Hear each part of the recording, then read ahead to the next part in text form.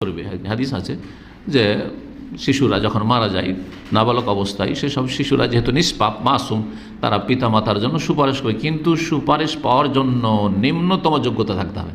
তা হচ্ছে মুসলিম বড় শিরক মুক্ত হওয়া, নাস্তিকতা কুফরি মুক্ত হওয়া, ইমান ভঙ্গকারী বিষয়গুলিতে মুক্ত হওয়া, বেনামাজি হওয়া থেকে মুক্ত হওয়া। বেনামাজির জন্য কী সুপারিশ হবে?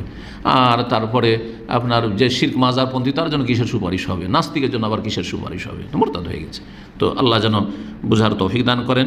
এই জন্য বাপ মা মুসলিম হইতে হবে। জি, ওয়াল্লাযীনা আমানু ওয়াত্তাবা'আতহুম যুররিয়্যাতুহুম, আল্লাহ বলেছে ইমান, যারা ইমানদার হবে এবং তাদের অনুসারী হবে তাদের ছেলে মেয়েরা ইমানের সাথে, তাহলে বাপ মাকে সবকে একসাথে আল্লাহ করে দেবেন। আল্লাহনা বিহিম যুররিয়্যাতাহুম, ছেলে মেয়ে বাপ মা সবকে একসাথে জান্নাতে করে দেবো। কিন্তু বাপ গেছে জাহান্নামে, মা গেছে জাহান্নামে, ছেলেরা জান্নাতে, তো দুই জায়গায় আলাদা আলাদা হয়ে যাবে।